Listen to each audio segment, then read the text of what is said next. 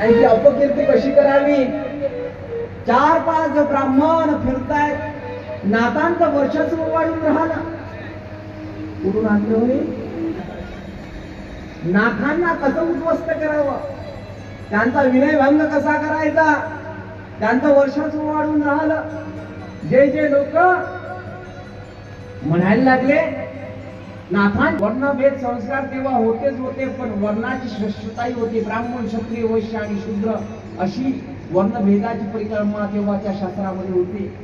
ब्राह्मण हा मोठा आहे, क्षत्रिय त्याच्यापेक्षा खालचा आहे, शूद्र त्याच्यापेक्षा, वैश्य सेवा करणार आहे तिन्ही गटाची.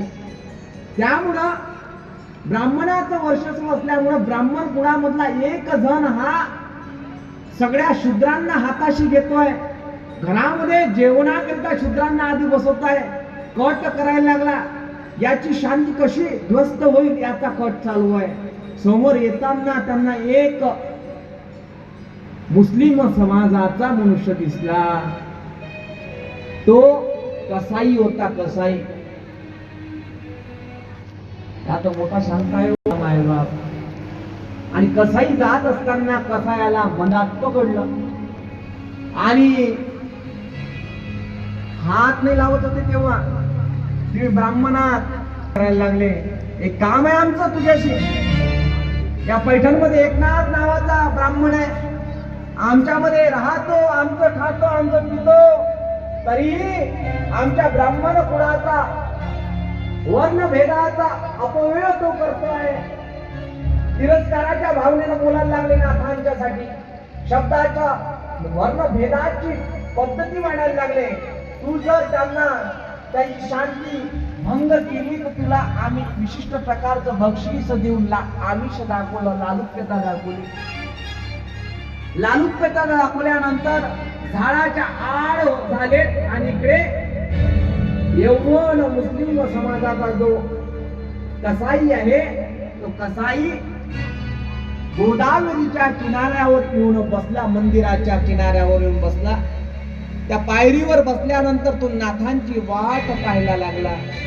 नाथ येतील, नाथ येतील, नाथ येतील. आणि हातामध्ये पान आहे, पानाला त्यानं चुना लावलेला आहे, चुन्यासोबत त्यानं पथ्था टाकलेला आहे.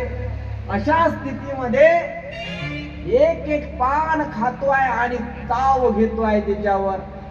आता नाथ येतील तेवढ्या गोदावरीमध्ये नाथ एकनाथ बाबा काय करून राहिले ते स्नान करून राहिले. ते स्नान करणार आहे. हे 3-4 जे ब्राह्मण आहेत ते झाडाच्या पाठीमागून पाहत आहेत टुक टुक करून. स्नान करत आहे, अंगावरून पाणी येतात आणि गंगे चेवणे चेव गोदावरी सरस्वती नर्मदे सिंधू कावेरी जलस्मी संधी कुरुहा असं मंत्रोच्चार करतात. तेवढ्यात पायरीवरून प्रवेश करतात. परत येत असताना तेवढ्यात काय झालं, यवनानं नाथांच्या अंगावर काय करावं, थुंकावं. थुंकला. परत नाथ बाबा हसले गालातल्या गालामध्ये आणि गालातल्या गालामध्ये हसल्यानंतर परत नदीच्या काठावर गेले. त्यांनी आपला दुपट्टा धुतला आणि स्नान करायला परत गोदावरीच्या किनाऱ्यावर गेले. एकनाथ महाराज स्नान करायला गेले. नाथ बाबाचे बनले ना ते स्वभावाने शांत आहे आणि तशी शांत आहे. नाथांसाठी एकदा टाळी होऊ द्या. वाह, एकनाथ षष्ठी आहे ना. बाबा परत स्नान करताय तो यवन तुटतोय. बघा इथे ही झाकी म्हणजे तू हिंदू असो या मुस्लिम असो, तू भारताचा नागरिक म्हणून आहे तो जगला पाहिजे. मी म्हणेल ना हिंदू बनेगा ना मुसलमान बनेगा, इंसान की औलाद इंसान बनेगा. हिंदू बनेगा ना मुसलमान बनेगा,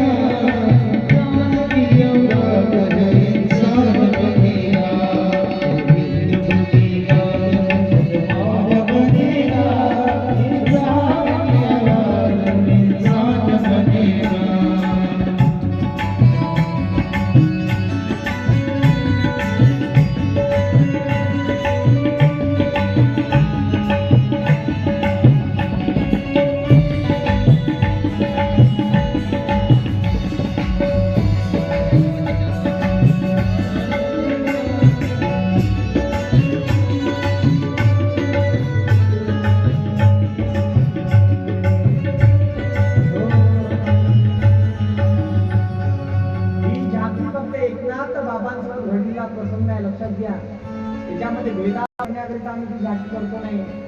इथे मुस्लिम समाजाचा व्यक्ती किंवा समाजाचा व्यक्ती हा यौवन महाराजांच्या अंगावर बरेच वेळा चुकला. पाहता पाहता 108 वेळा त्याला चुकला.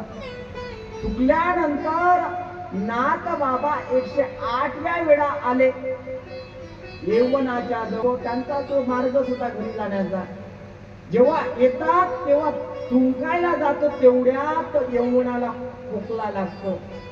खोकला जसा लागला खोकायला लागला.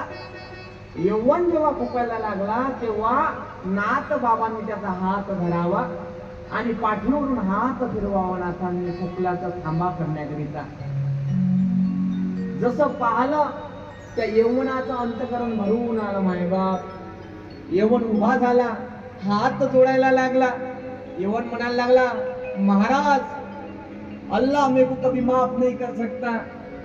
मला देव माफ करणार नाही. माफ करा, माफी असो, माफी असो. इकडे ते 3-4 जे ब्राह्मण आहेत ते म्हणते, हाई आपला काळ चुकला, आपली जराशी उठाठेव चुकीची ठरली. हे असंच आहे काम सगळं काही, असं म्हणायला लागले. मनातले बरोबर ऍक्शन करते. आणि विशेषतः कमालचं काम आहे, सांगायचं दिसूनही राहिले. खास तिन्ही कामकामध्ये चर्चा करतात, विचार विनिमय करतात. हा काळी आपला चुकीचा गेला, चला वापस चला. ते वापस निघून जातात. इकडे यौवन महाराजांना विनंती करतो, अरे यौवना, नाथ बाबू म्हणायला लागले, कशासाठी तुम्हाला क्षमा मागून राहिला? योगायोगानं मी खूप आळशी आहे. मला स्नान करणं माझ्या जीवावर येते, मला आळस आहे. पण तुझ्यामुळं मला गोदावरीचं 108 वेळा स्नान घडलं. तुझ्यासारखा पती तर तू यवनाला नमस्कार करणारा तो संत म्हणजे स्वामी समर्थ नव्हे तर एकनाथ बाबा पैठणकर आहेत, ज्यांची षष्टी आहे.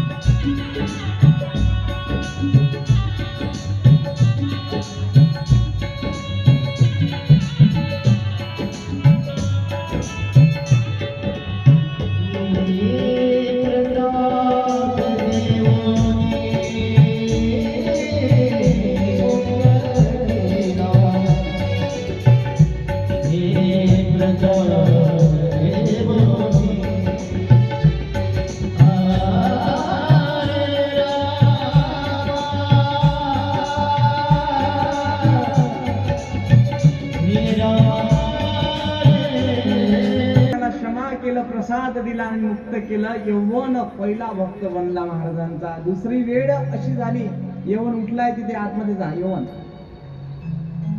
आणि पाहता पाहता शूद्रावर अन्य अत्याचार व्हायला लागले. एका पोराला उठवलं मी, त्याला म्हटलं बुवा करायला लागला. सांगायचं तात्पर्य एवढं की तुमची इच्छा मोकळे नाही बिलकुल.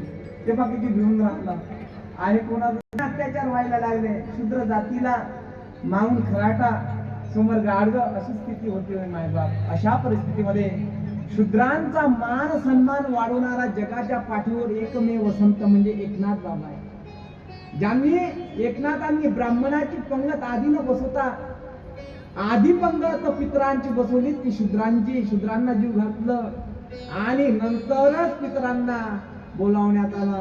एकीकडे शूद्राचा मुलगा, मांग समाजाचा मुलगा वाळवंटामध्ये लढत होता. ऊन तापून राहिलं होतं. 4-5 ब्राह्मण पोहून राहिले होते त्याला, पण त्याला हात कोणी लावत नव्हतं. न लावत मुळे एकनाथ बाबा पाहतात आणि 10 दिशा त्याच्या जवळ जातात आणि त्याला कडेवर घेतात.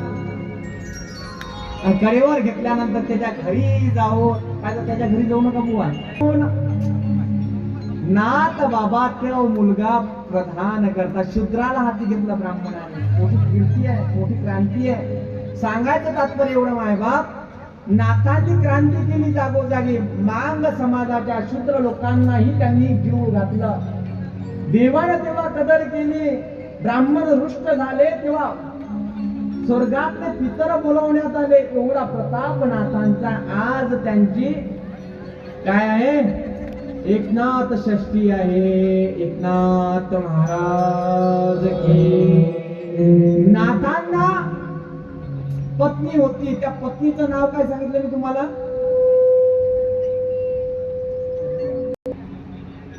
काय नाव? चंद्र. माझ्याच मुखात गिरजाबाई अतिशय शांत आहे. चार पाच ब्राह्मण परत एक कूटनीती करतात. तुम्ही म्हणता खरा ना, ब्राह्मणांना येऊ द्या, अधिक कूटनीती करतात की नाथांना कसं फसवावं, कसं काय करावं. म्हणून त्यांच्या गावामध्ये ज्याला 200 रुपयाची आवश्यकता आहे लग्नाच्या विवाहाच्या प्रसंगासाठी, त्याकरिता एक मनुष्य ग्रामावर येतो. नवनागाची फेरीच म्हणजे एका मागे सांगायचं तात्पर्य असताना एक तिथे एक मनुष्य येतो आणि त्या ब्राह्मणांसोबत चर्चा करतो की माझ्या मुलीच्या लग्नाला 200 रुपयाची आवश्यकता आहे, कोणी मला 200 रुपये देईल का? ते ब्राह्मण म्हणाले नाही नाही नाही, आमच्याकडे नाही. पण एक ब्राह्मण दुसऱ्याला कुचका देऊन म्हणते, एक काम कर, थट्टा करूया, निंदा तर होईल कोणाची? नाथांची. आम्ही तुला 200 रुपये द्यायला तयार आहोत, पण आमचं एक काम कर, शांती ब्रह्मनाथांना राग आणून दाखव. काय कर? राग आणून दाखव. त्या क्षणी तो म्हणाला, राग आणून दाखवल्यावर तुम्हाला 200 रुपये द्या? तो म्हणे हो, 200 रुपये देऊ. जा मग नाथांचं. ते 3 जण आणि एक त्यांच्या सोबतचा नानाजी. नानाजी आता पात्रातलं नाव त्यांचं काय आहे? शूद्र व्यक्ती आहे. शूद्र व्यक्ती ब्राह्मणाजवळ जातो आणि ब्राह्मणांना म्हणतो, मला तुम्ही खरंच 200 रुपये द्या? हो 200 रुपये देईल, पण नाथांना राग आल्यावर, नाथांना राग आणून दाखव. त्या क्षणी नाथांच्या घरापर्यंत घेऊन जातात हे ब्राह्मण. नाथांच्या घरी नाथ महाराज वर या, पूजा करा लागले आणि पूजा करत असताना त्या क्षणी तो मनुष्य ज्याला 200 रुपयाची गरज आहे तो आला. आणि आल्यानंतर चप्पल घालून आला होता. कशी चप्पल घालून या, चप्पल घालून आला, तसंच याला घालून आला. देवाच्या देवपाठावर बसला. बसल्यानंतर चप्पल घातलेली होती आणि नाथांनी पाहावं त्याच्या चपलीकडे. गिरजाबाई म्हणायला लागली. गिरजाबाई म्हणते, हे काय? तेव्हा नाथ बाबा म्हणायला लागले, अगं दुरून आले माझ्या भेटीला, त्यांचं लक्ष राहिलं नसेल, या भेटीच्या ओघामध्ये चप्पल काढायचं ते विसरून गेले असते, म्हणून त्यांनी चप्पल इथपर्यंत आणली. त्यांच्या पायाची चप्पल काढावी नाथांनी, त्या चपलीचं दर्शन घ्यावं, बाजूला ठेवावं. पाहता पाहता नाथांना काही केल्या राग येऊनच राहिला. मग पंक्ती वाढण्यात आल्या, ताट वाढण्यात आले आणि ताट वाढत असताना पाहलं नाथांची पत्नी नाथांना वाढते, जेवण वाढते. त्या क्षणाला गिरजाबाईच्या पाठीमागं ते बसले. आता एखादी पहा, एखाद्या नाथ म्हणायला लागले, मला शाब्दिक अर्थ सांगायचा आहे. अगं तुझं बाळ आहे, एक हरिहर पंत नावाचं बाळ आहे. 3 मुलं होते, गंगा, गोदा आणि हरिहर पंत. नाथांना 3 मुलं होते, एक मुलगा 2 मुली. हरिहर पंत आणि हा दुसरा मुलगा समज, त्याला जेवण करताना घास भरो, त्याला पाठीवर बसायचं आहे. बसू दे ग. एवढी शांततेचं व्रत घेतलेलं नाथ बाबा. आज त्यांची काय नाथ षष्ठी आहे. आणि नाथ षष्ठी कशी झाली? 5 वेळा प्रयत्न करूनही गेले नाही. तेव्हा नाथांनी विचार मनात धरला, आता लोकांना त्रास द्यायचा नाही. आता गोदावरीमध्ये आपण काय घ्यायचं? जलसमाधी घ्यायची. ज्या दिवशी जलसमाधी घेतली ती म्हणजे षष्टीचा प्रहर आणि तो आजचा दिवस. ती म्हणजे गोदावरी तीरावर नाथांनी काय घेतली? जलसमाधी घेतली. बोले एकनाथ महाराज या बसा बसा. एकनाथ बाबांचं शांती ब्रह्माचं व्रत आपल्या जीवनामध्ये संसारामध्ये यावं. भांड्याला भांडं लागत असते मायबाप, पण संसार करत असताना नाथांसारखा संसार करावा हा ध्यास तुमच्या अंतकरणामध्ये असला पाहिजे. एवढं सांगतो आणि सांगितला असा संसार तुम्हा आम्हा सगळ्यांचा हो आणि साक्षात विठ्ठल परमात्मा तुम्हाला प्रसन्न हो एवढी इच्छा मागतो. ज्याप्रमाणे श्रीखंड्या नावाचा सेवक म्हणून माझा विठ्ठल भगवंत त्याच्या चरणावर आला, धावला, निज रजनी हाची रंगा गोविंदाचे पोवाडे या संकल्पा रूप शांती ब्रह्म एकनाथ महाराज जगले. आणि जगत असताना शांती सारखा तप धरला. शांती सारखा तप नाही. महाराज म्हणतात वंदनीय महाराज लहरकी वर्गामध्ये, शांती सारखं तप नाही. जीवनामध्ये जगत असताना दिवसभरातून 1 तास तरी मौन राहावं. किती तास?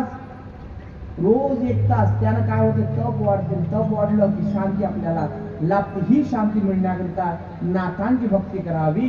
नाथांचा हरिपाठ आहे.